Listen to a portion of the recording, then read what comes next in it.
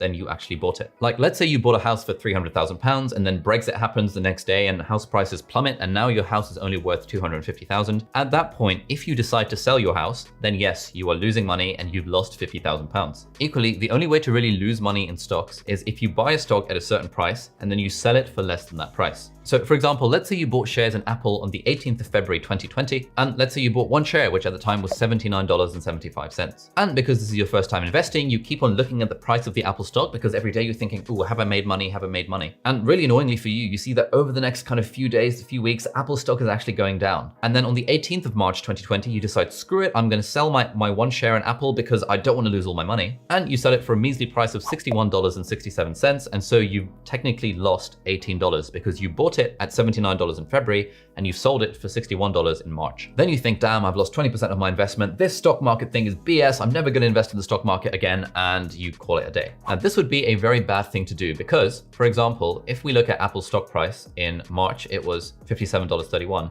But if you just held on to your one Apple share, in that time, what is it today? It's the 8th of October. Apple is now trading at $114.96.